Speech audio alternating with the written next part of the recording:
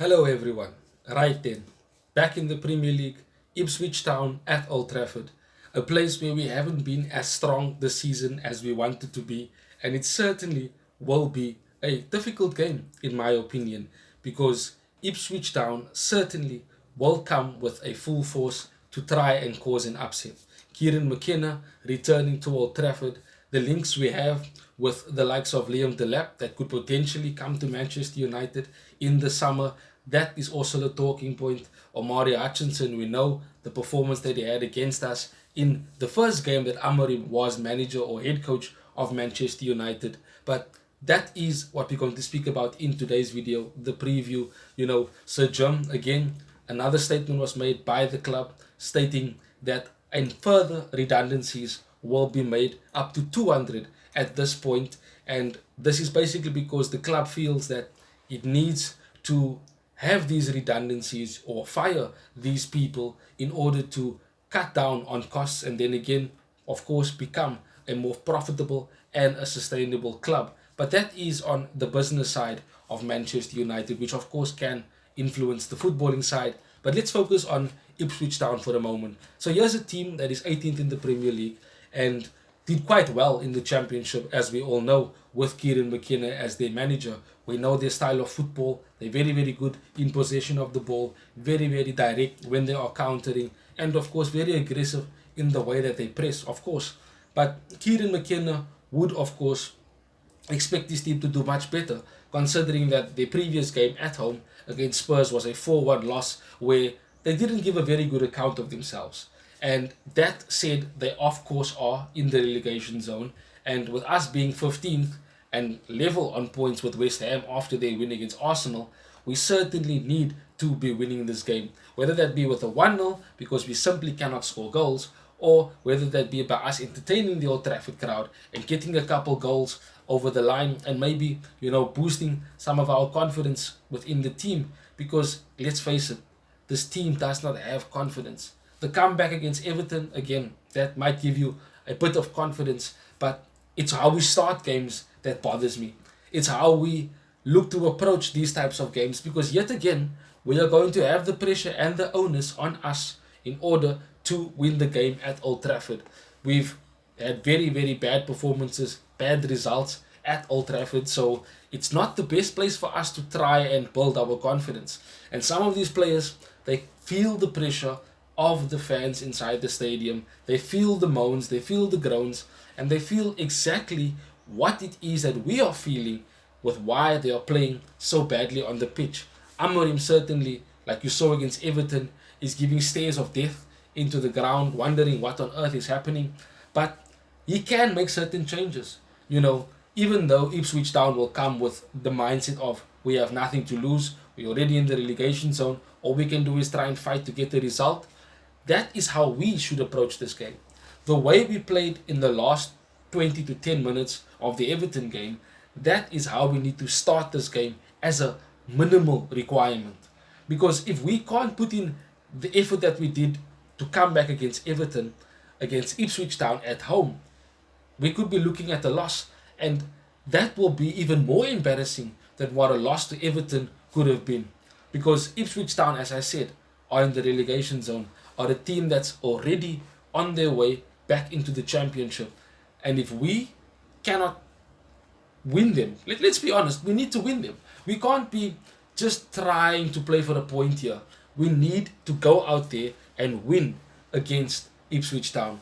We need to assert ourselves, be dominant. But these are all things that is self-explanatory. Amorim is trying to have these players learn his tactics and his system, but they cannot play his tactics and his system. And that is why we have the results that we do. And you ask yourself the question, does Amorim need to change anything within the way he sets up the team?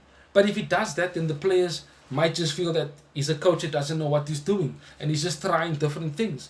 So on the one hand, you want him to stick true to his beliefs. But on the other hand, you also expect him to be pragmatic, to try and win games, to try and get results. He cannot, for his own personal gain or this gain as a Man United head coach, he can't keep trying to force things if it's not working with these players, because we can't keep losing. We can't keep dropping points.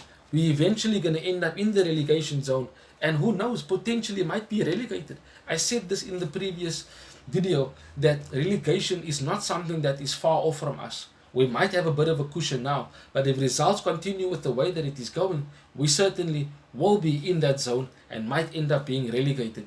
Now, of course, for me, let's talk about the starting 11.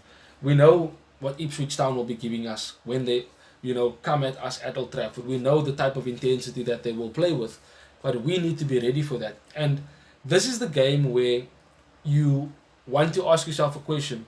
Who does Ruben Amorim start as the striker?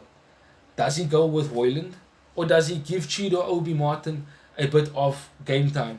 Does he start him or bring him on in the second half with more time than what he had against Everton after coming on? Because he did do a bit more than what Hoyland did, and of course Xerxes when he plays as the striker.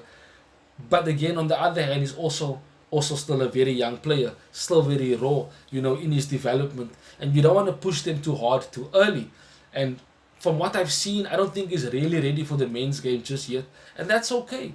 He's got all the time in the world that he needs on his side. But it will come down to what Amorim wants. Does he want improvement from Hoyland? Yes, of course, we want that. But then again, does he want improvement now?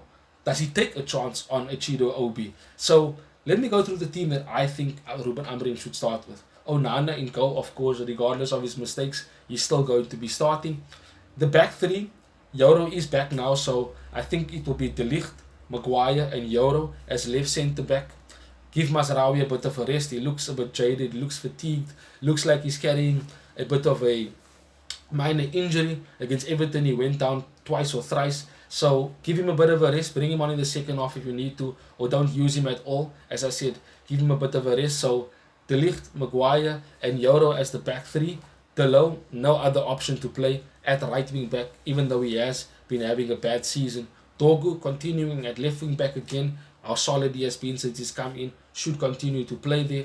In midfield, I went with Ugarte and Eriksen, because I kind of want Eriksen to be that link-up player in midfield to link with the attack and the defense in terms of how we are wanting to play on the ball. And of course, more creative players in the team, more players that are comfortable on the ball when we are expected to be dominant on the ball. Having Eriksen in midfield to link up with a Bruno, will play in the number 10 with Garnacho in the other. From my opinion, right or left, it doesn't matter which side Bruno or Garnacho plays, as long as we have a runner in Garnacho. Now, of course, up front, this is where it gets iffy. For me, I would go with Chido, as you do see in the starting 11, simply because what have we got to lose? Hoyland hasn't been, scoring goals or performing well enough in order to keep his place. Xerxes certainly isn't a striker and plays in the number 10. Had decent performances there, but still for this game, I think you bring in a Garnacho who is more direct, who will run in behind, and allow for Bruno and Eriksen to find him when he makes those run in behind. And of course, with him being very, very good in his one-on-ones, I do expect him to beat his man and get the ball into the box. So for me, Chido should go up front. Nothing to lose. Let him go out there. Let him play. Give him the time that he will get from starting the game. And of course, let's see what he can bring to the team up front. He might have a good game. He might struggle. You still have Hoyland on the bench to come, and he will want to, of course, and should want to prove a point in this particular game. But I would go with Chido as a start. It's a free hit of a game. It's a team below us in the relegation zone. These are the games that the likes of Sir Alex would certainly have played his young players. Aiden Heaven could even play as a left centre back, and you move Yoro on the right hand side, and you put De Ligt in the centre back role, and you basically have Aiden Heaven, Matthias De Ligt, and Lenny Yoro as a back three, which could work. But again, that could be something for the future, not something that Ruben Amorim will try against Ipswich. So we need to win this game. There's no excuses on that. We need to just get the 3 points and start getting a bit of confidence back in us. Try and finish the season strongly. I'm tired of talking about negatives, because it's the same problems that we have, that we keep seeing and experiencing. Things need to change. Amorim needs to find a way to win games, because he cannot continue to push the team if they are unable to execute his tactics 100% to the T, or at least to a point where we see what they're trying to do and we try and win those games quite comfortably. But thank you for joining me. Drop a like, share the video to all your friends and family, and of course, subscribe to the channel. Let me know in the comment section who you think should start up front, Rasmus Højlund or Chido Obi. Let me know what you think. Till we see each other again soon, Red Devils. Bye-bye. Thanks for watching. If you want more content on Manchester United, like, share and subscribe.